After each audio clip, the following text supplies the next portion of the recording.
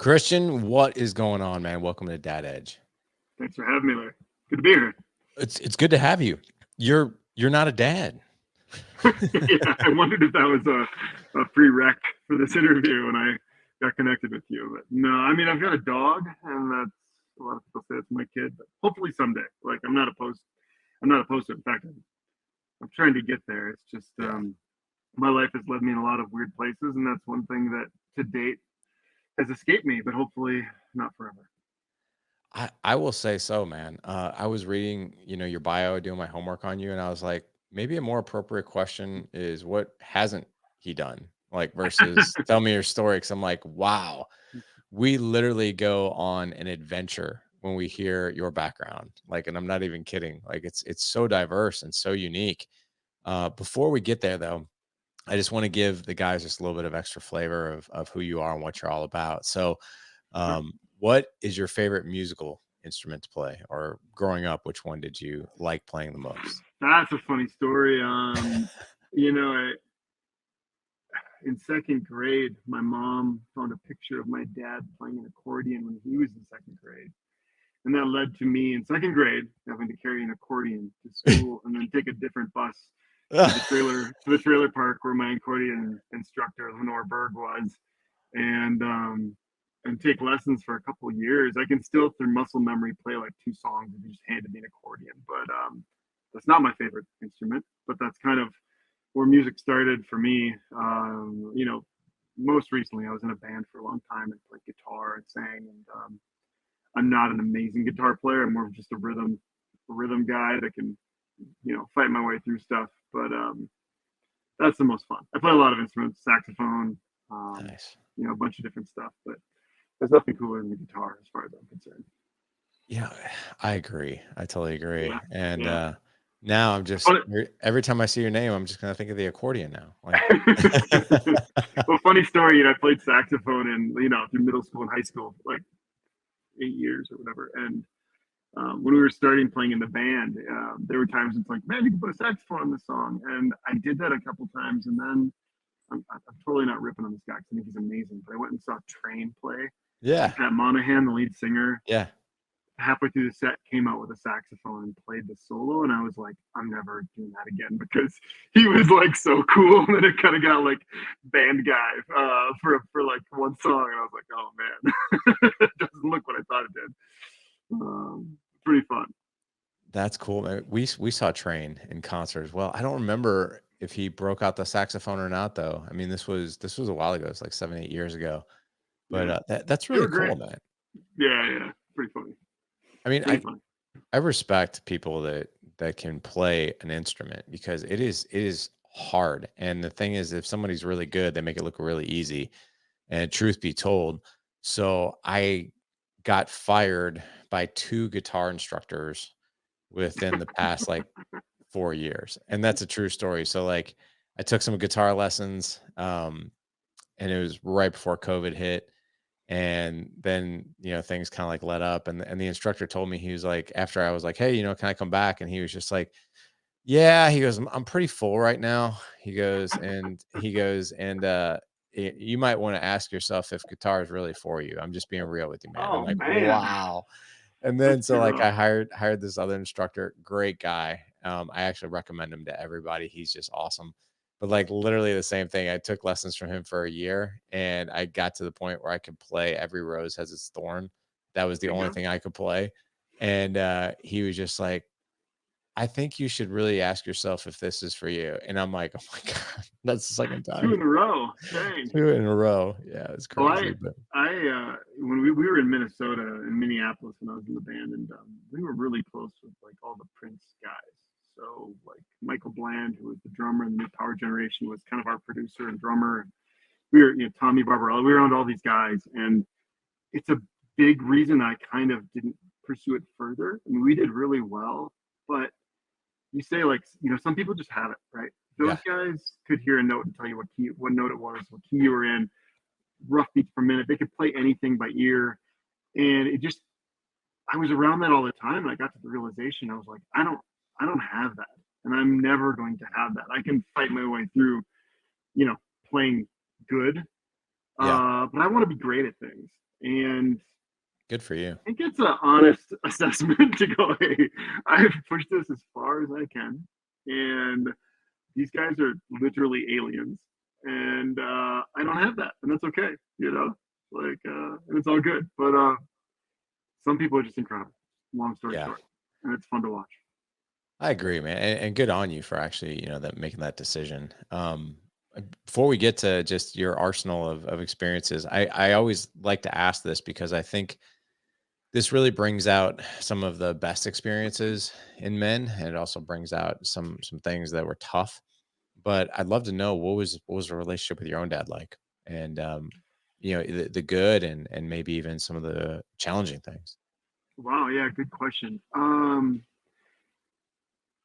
I have a great relationship with my dad to this day. Probably talk to him a few times a week. That's Uh, awesome. Growing up, I grew up on a dairy farm in northwest Wisconsin, and I'll put it this way: like we had all these foreign people that come work for us, like almost like internships. And in college, I went and visited one of the guys, this guy named Nick, and actually just went over and worked on his family's farm for a while. And I remember him saying, "Your dad's the hardest working person I've ever met in my life, except for your mom." So I had two parents that were just grinders, and they were smart. We from a marketing perspective and what they did with the technology at hand back then, they did some really impressive things. But um, I think like most entrepreneurs, looking back now, it's clear to see like because I'm in this position with my business, like my dad had his back against the wall and he was trying to make it work, and it takes all your energy. So it wasn't like a dad where he spent a lot of time fishing and throwing baseballs around. It was a lot of he was kind of my boss at an early age. It was like, hey, it's Saturday morning, it's 4:30 in the morning. Why aren't you in the barn yet? Um, that instilled a lot of great things in me now that I rely on and that have helped me. Back then, I didn't like it very much. My friends were playing little league. They were going to the lake.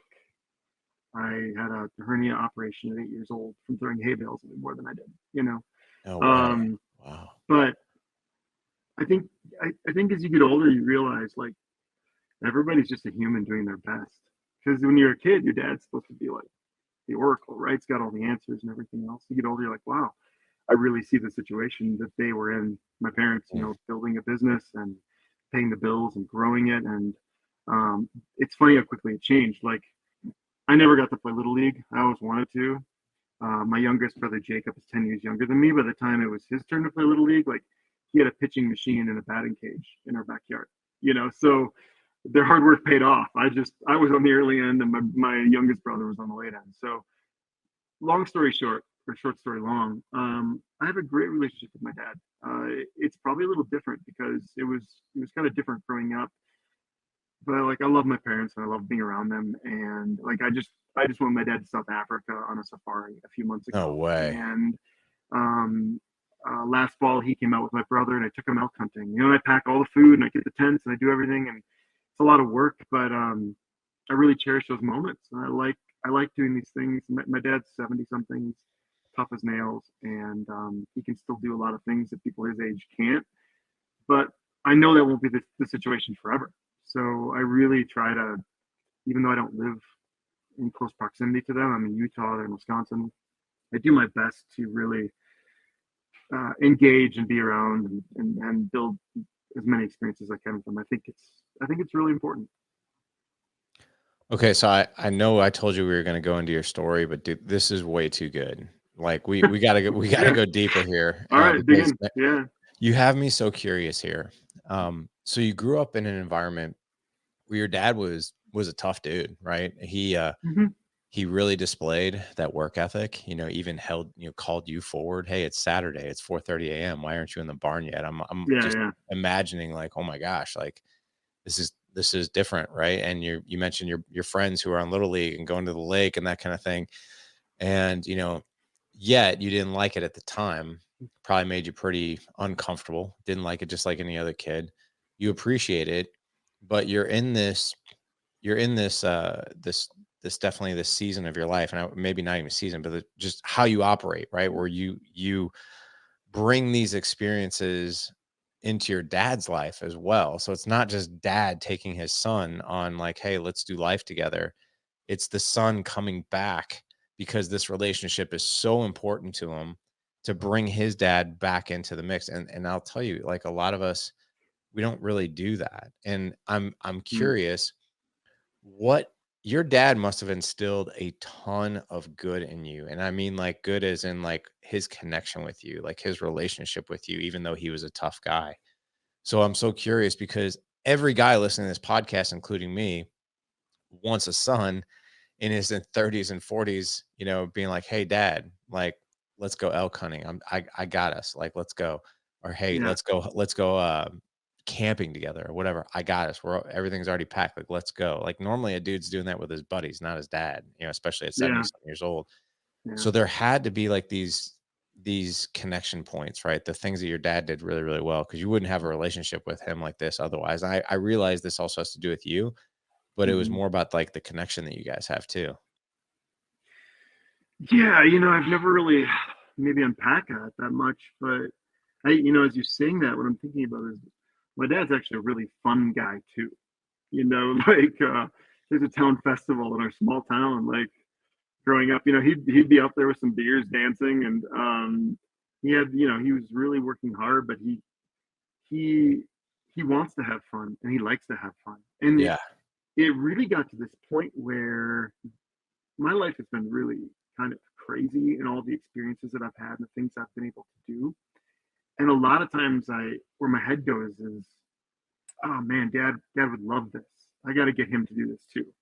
Like, like the safari, we he tried to cancel on me 3 times. We were signed up for a year. Oh, I don't want to go. It was just outside his comfort zone. He didn't know what to expect. He didn't know. He's like, man, he's finance. He always wants to be tight. That's just his nature, right? Oh man, the flight's expensive to Port Elizabeth and blah blah blah. And then we get over there, and 2 days in, he's like, I didn't even know this kind of a thing existed. This is so cool. And Wow. so for me, it's like, he's hanging out with all the guys in the safari, and they're having whiskey at night, and he's like, what a cool bunch of guys. I mean, there's a farmer who lives in a small town who you don't get those experiences of big groups of guys hanging out, and to go out and hunt all these animals, and to have those experiences, and to go with his tracker, and he couldn't stop talking about it. And on the way home, he's like, man, he's like, I never would have done that. And I don't know, why I feel the need to like want to pull him into those things, other than I I want him to have like, I see him as a person who's worked his whole life and has Yeah. earned the right to go have some fun. And Mhm. I think that's so outside of his world. He needs somebody to show him where to sign up and get on the airplane. And I enjoy having that role. I mean, the other part of it is I don't have a family, right? So I might be doing this with my wife and my kids if I had a normal life, and I don't. So why not take your dad or your mom and go do something? I think that's really probably a combination of things that makes that happen. Mm. That's really good, man. That is really good. You know, that's something I think every dad who listens to this podcast like hopes for, you know, Yeah, yeah. when the kids are older. That's just super cool, man. Um, I want to get to just some of the significant things that by the way, Christian, how old are you? Uh, I just turned 44 in June. Okay. And but you've lived like 3 lives. I'm thinking like some of the things on here, you've recorded music with Prince, you've scuba dived with Richard Branson, you've done Ironman competitions, you have hunted and trekked through some of the most remote, unforgiving backcountries of the Yukon. You've climbed the world's tallest mountains. You were actually awarded the Armed Forces Entertainer of the Year by the Pentagon. Like what? Like Mhm. and now you're into survival systems, right? Which, by the way, I just want to thank you from the bottom of my heart. Thank you for sending me the bag that you did. Like, I Yeah, have shown that thing mm, to everybody. I was like, you got to, because great. people, I've got a Jeep and they're like, what's in the bag? I'm like, check it out. And I just opened Yeah, the thing up. I'm yeah, like, this is like MacGyver's like dream yeah. fanny Yeah, pack, that's but exactly it's right. Yeah. right, but it's in a backpack. But I would love for you to just start where you want to start. I'm curious though, like, I'm thinking you were like a normal high school kid, may or may not have went to college, I don't know, but, like, it's somewhere Mhm. along the line, you were like, "I think I'm gonna adventure a little bit," and you certainly have. Um, yeah. Again, another thing I got to think about for a second, but I did go to college. I went to the University of Wisconsin. I got 2 degrees there in Madison, and a degree from the Berkeley School of Music. High school. I think high school actually shaped me in a way that I didn't realize until later, and that's that. Um, I don't know if the term's like late bloomer, but I was a bit discarded in middle school, high school. I was pretty bad. Uh, Middle school, high school. When sports are everything, I had some broken bones and stuff that took me out of being able to achieve what I thought I could. I had some coaches that were actually just trying to get their kids scholarships, and um, I think it put a chip on my shoulder at a young age to want to prove certain people wrong about me and what they thought about me.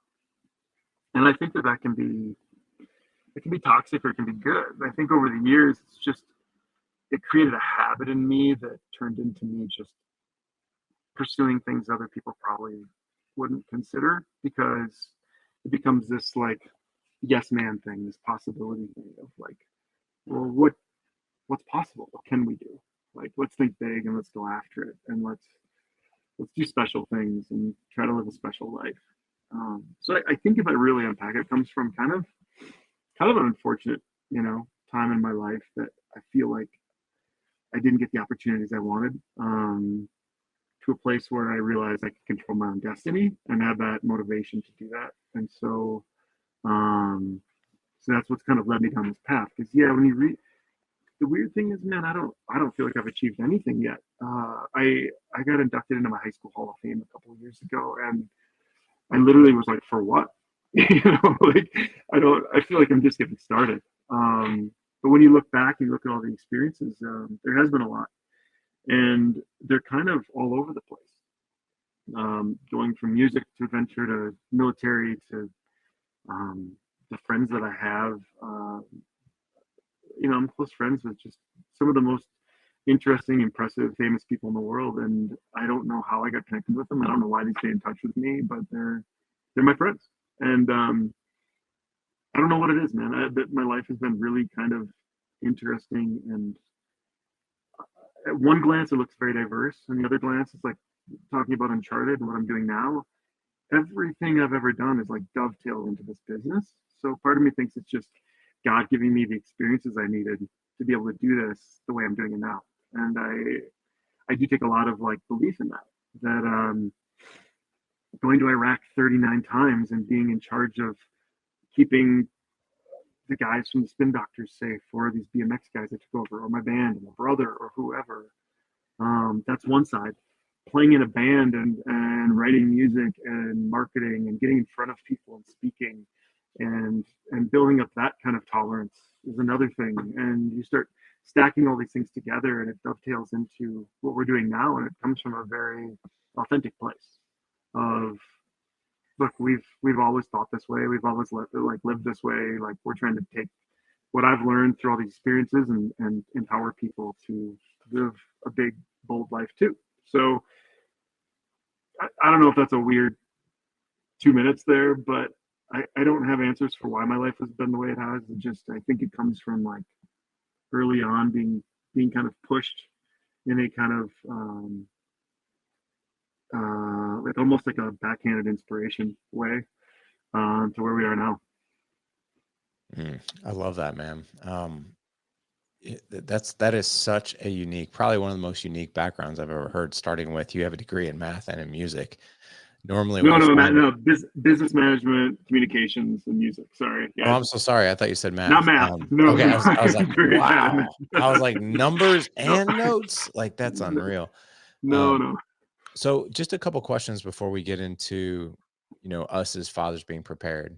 And, Mhm. I'll tell you, like I said, the backpack that you sent me, I was just like, man, this is kind of cool. Like if I know if anything goes down in my car, like, or if we're stranded somewhere, like we'll be good. We'll be good for a bit, Yeah. which I love. But I want you to think about some of these experiences and some of the things you've done. And I'm going to ask you two different questions. I'm going to ask you the what, and I'm going to ask you also the who. Okay. And Sure. then after we get through this, we'll talk about being prepared and the importance of that. Mhm. Um, so I would love for you to just think about all your experiences you've ever had, right? As far as like climbing mountains and performing in front of people in a band, leading people, protecting people, even being caught in a horrific storm, which is part of the reason why what you're doing today. And what was one of your most fulfilling experiences you've ever had? Hmm. Um, I might have a different answer tomorrow if you ask me the same question. Where my head goes right away is the work we did overseas with the military was really impactful in my life. So a little background on that. I'm playing in a band. We're playing in South by Southwest. These guys from the Pentagon see a show and ask if we'll come play for the troops. So we go over and do this like 3-week tour through a bunch of countries in the Middle East. Um, it's funny because our first show we fly out to this base called Camp Korean Village. It's on the Syrian border. We had to fly in Ospreys, which are they have got the rotors that go from like helicopter to airplane, right? They call them Widowmakers because they all crash. So we get on these things and we fly out to the Syrian border. A band of 5 guys playing like rock music from Minnesota.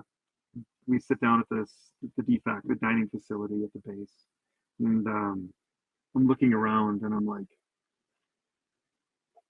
realizing the situation, and that's that we just got flown across the world, 5 guys to sing for like 400 guys that are completely sober, and like it just felt really weird, right? It's like a bunch of dudes showing up to sing to a bunch of dudes who are pretty hardened, going through a really tough mission, very sober, and it freaked me out. I'm like, this is gonna fail miserably. Like, what?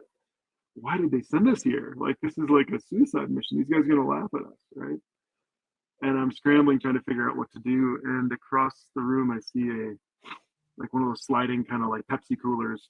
We have cans and stuff like in a gas station, and they have a ton of Old Duels beer.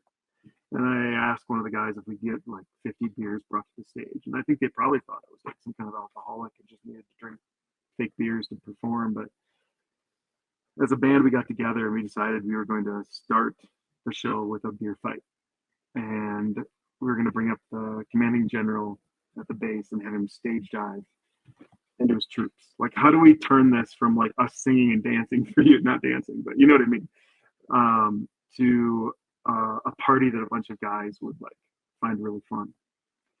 And it just turned into this magical evening where I think every guy at that base got up and dove into the crowd and they all caught him.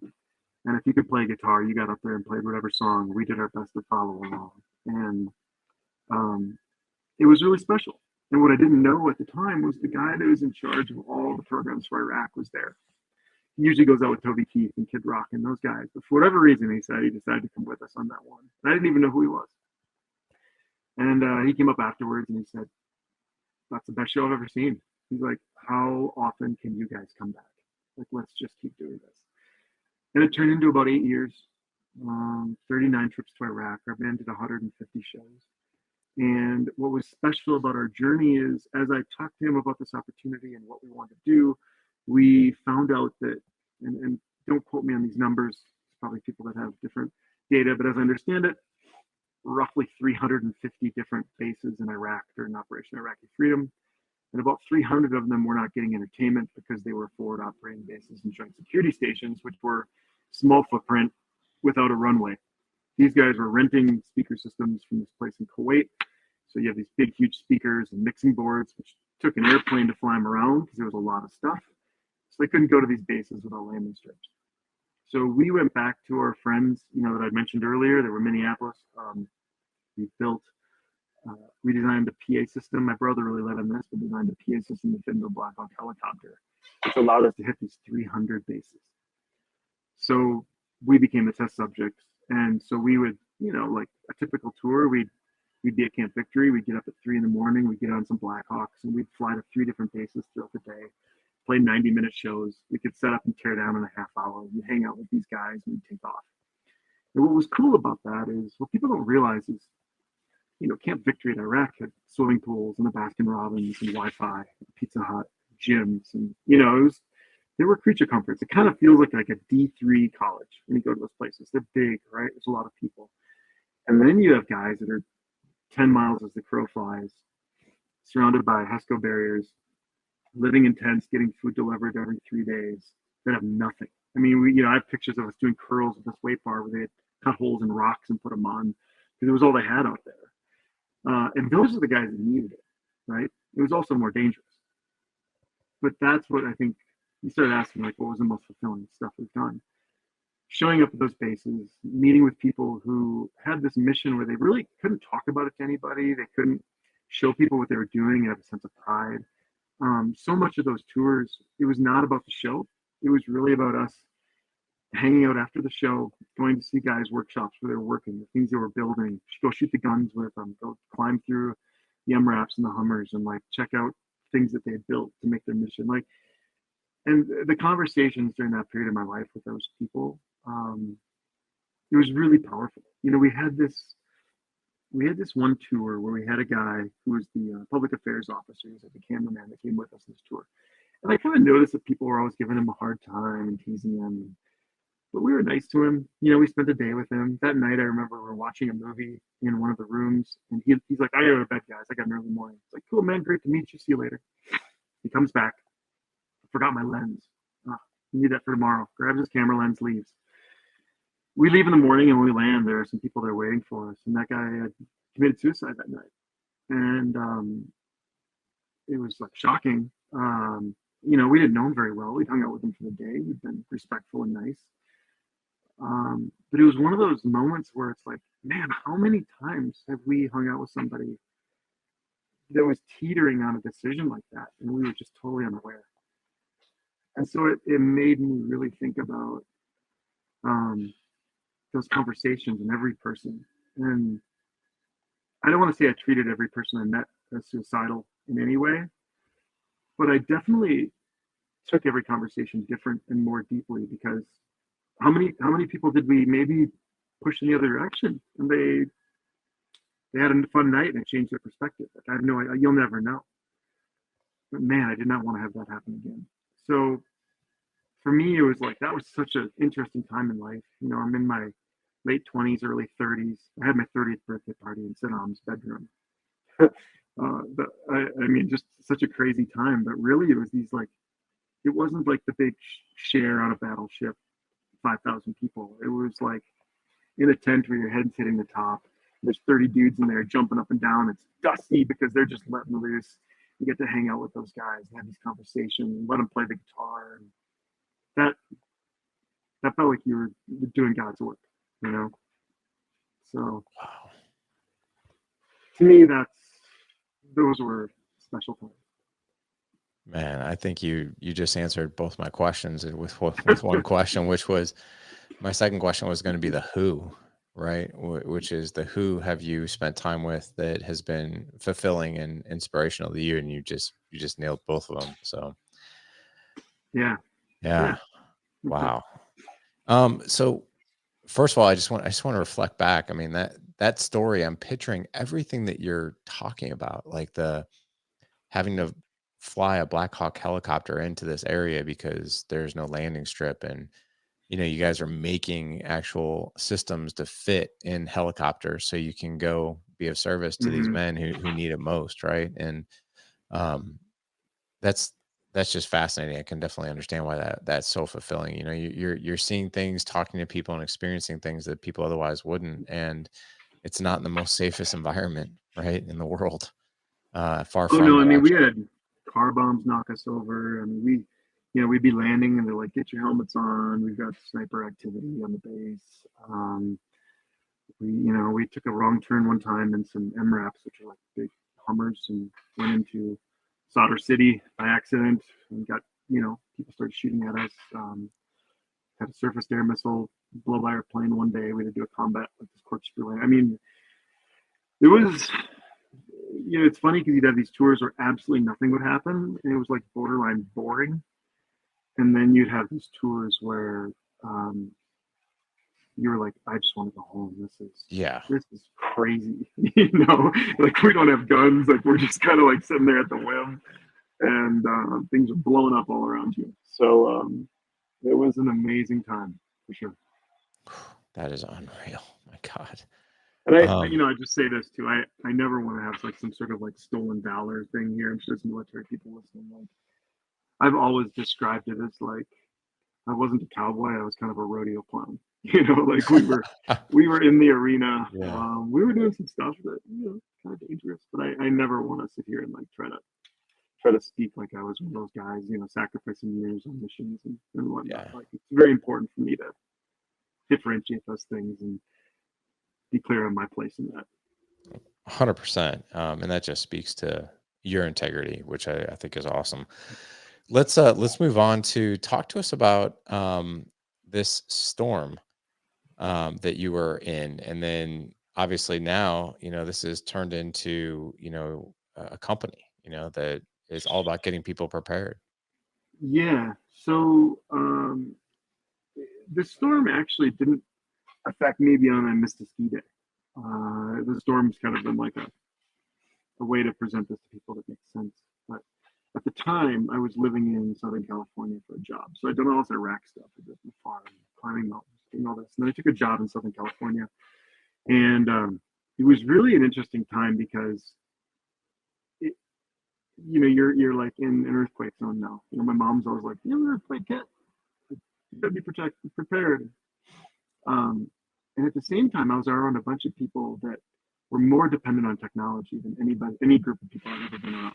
And then what I mean by that is like AAA, Uber Eats, whatever it is, Amazon Prime.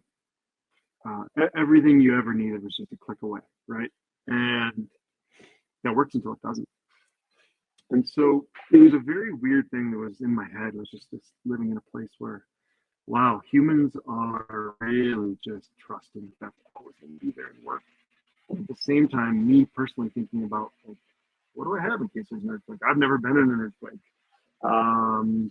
We got an ocean on this side. We've got desert on this side. And I've been on the 405 on Thanksgiving. We've all seen those pictures where it's just stopping, just back to back traffic. And what happens? And I just thought about this stuff. And so it was a winter road trip. I was going from Orange County to go skiing in Steamboat Springs. And there was a big storm in between. And I'm in an F-150. I have all my gear. I've got food. I've got good tires. But I'm completely stuck because other people didn't, right? I specifically remember this guy in a Hawaiian shirt and flip-flops standing outside of his car in a snowstorm. His car is like skidded off and is like, butt into the ditch in the front end, kind of pointing up on the headlights. Like I can still see that guy. And like the decisions he made or the lack of decisions he made to get himself into that situation was almost comical to me because how are you so unaware, right? You're driving into a snowstorm in flip-flops. But it also affected me. I was like, gosh, now like I missed a powder day because we sat in traffic for hours and hours and hours. It just took me down this path of like, how do you help those people? Like let's say there's first responders that could go out. Well, this guy's in the middle of 15 miles of backed up traffic. How do you even get to that guy? What if it was really serious? What if he had rolled his car?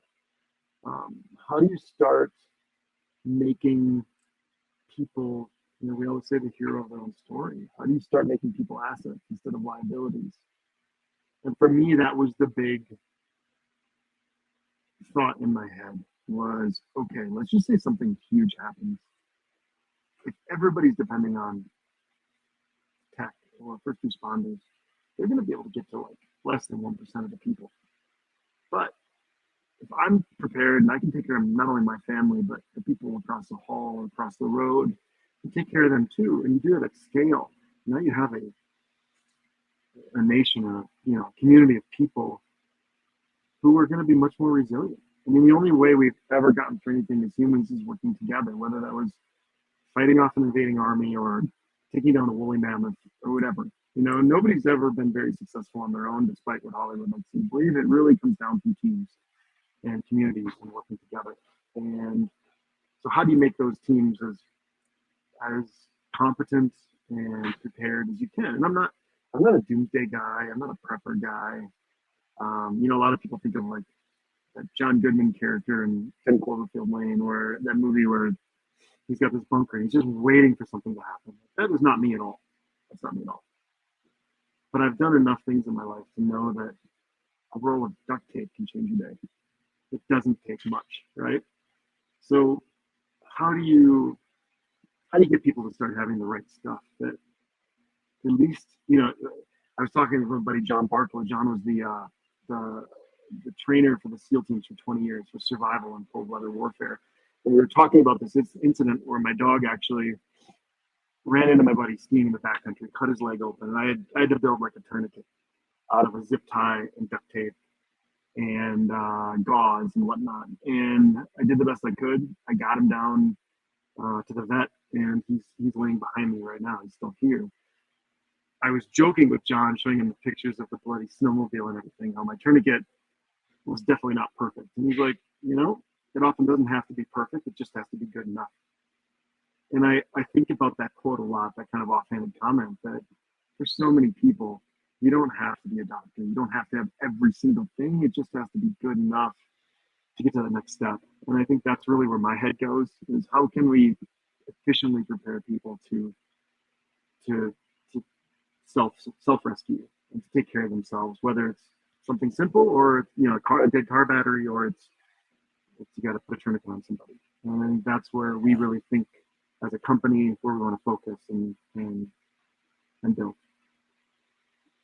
Yeah, and so talk to us about some of the products that you do have. I mean, the backpack that you sent me out has all kinds of amazing things in it. Yeah. Yeah, but take us through just what people should have on hand, even. So I had a phone call before this podcast with a rep group, and we're looking at getting into more big box retailers. We were discussing what they had on the shelves versus our product and how we could make that sale. And I think if somebody listening to this podcast goes into Target or Walmart or wherever right now and goes to the first aid section, they're probably going to find some like chintzy plastic case that if you drop it, it probably busts open, right? It's not watertight. It's probably got like 200 band-aids in it of different sizes. And I was telling those guys in the call, like 200 band-aids never saved anybody's life. You don't like the current thinking is like solving one thing 100 times, right? You can solve 100 paper clips with these kits.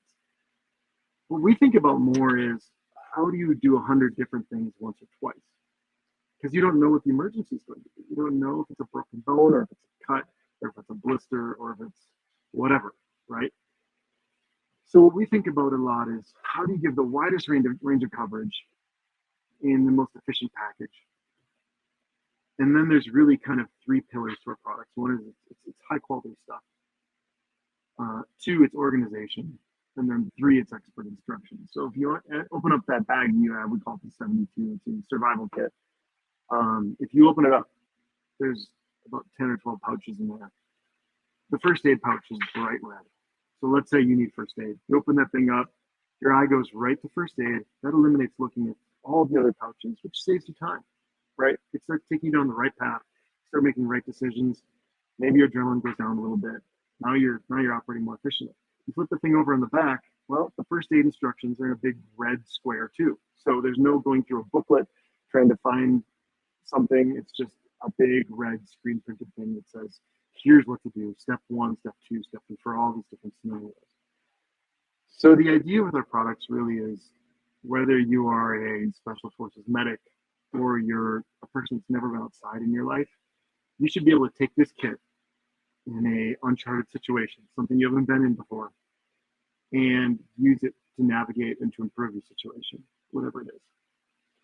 And really, we're not just building first aid kits. We're not just building survival kits. We build battery jump starters. We have pack wraps.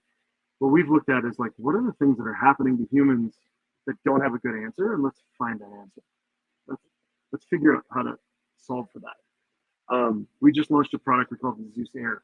It's a battery jump starter for your vehicle, an air compressor, USB ports, and a flashlight. And it's all, in just kind of this small package. What size of a shoe, So you got a dead battery, no problem. You got a flat tire, no problem. You can charge your device, you can get communication or navigation, no problem. I mean, man, for like $200, the thing solves like 70% of what happens in vehicle emergencies right there. So for me, that's like a super efficient, affordable way to solve a bunch of problems. And then if it's affordable enough and so many people can buy it, now you got somebody that's like, oh, you got a dead battery? Like, let me help you out. Like my buddy Craig, Bozeman, Montana, had a crazy, crazy cold spell this winter. Offices were closed. My buddy Craig just drove around town with that product of ours and jumped people's cars. And he was just sending me pictures. He's like, dude, this is fun. He's like, I'm getting to play Superman today. Driving around, jumping people's cars that have dead batteries, left the lights on, the cold sap their cars. And to me, that's making a difference, right? So our goal is to do that scale, keep getting bigger, and try to make heroes out of people, make helpers. That is amazing, man. And I love that story. I love that example too. And going out and having fun with your products. I'd like to. Who doesn't want to be who doesn't want to save the day, right? Yeah. That's like every superhero movie, right? Like so many brands like us sell fear. Like, you better buy this because the world's gonna end, or they sell fear. I'm trying to sell the idea of like, hey, like, be the super dad. Be the guy that's like, I got it. Like, to me, that's just such a cooler way to live. So sorry to cut you off, but I think that's in us as humans. It's weird that we don't talk about that more. I agree. And everybody I've shown that pack to is like, man, like this is very, very thorough, And even my Yeah. kids, like I think that there's a safety aspect there, I think with especially with, kids, it's one of their three basic needs when it comes to relationships is they need to feel safe, right? And if they know dad is prepared for, chaos, then we're Mm-hmm. safe. We just took a family cruise for the very first time. Cool. And I found out really, really quickly I'm not a cruiser. I'm just Yeah. not like I like to. I mean, don't get me wrong. I like being on boats. I just don't like being on boats for an extended period of time where I can't go and do what I want to do. Like you're just trapped on that thing. Yeah. And but I was like literally like the first thing I looked at was okay, how many lifeboats do they have up there? And then it Mm-hmm. said on the side will hold I think 300 and I don't know 300 something patient or passengers. Messengers. And so like I immediately the first thing I looked at was how many lifeboats do they have times that number and then how many people are on this ship. Like that was the first thing going through my mind. And 'cause I'm Mm-hmm. like, if you're out in the middle of the ocean, like what are you going to do if there's no one around, right? I mean, like that's a scary thing. So Yeah. it's about being prepared. You don't want to think that way about a fear like you said, but it's easier for me to have a good time knowing that there's a spot saved on one of those lifeboats. Well, For everyone in my family. there's a certain like awareness aspect too that I think so many people, the easy example is people walking around with their nose in their phone, right? Yeah. Yeah. But I'm never going to be a person that tells anybody to live in fear or like, oh, you better watch out. But I'm also like a person that thinks about where they park and thinks about what's going on in a crowd and making a note of, oh, there's a first aid kit there, there's an exit there. It doesn't take much to really improve your situation if you're just thoughtful about the environment you're in, what you might need. There's so much benefit in being an early mover in an emergency. Like let's just say you got to get out of California.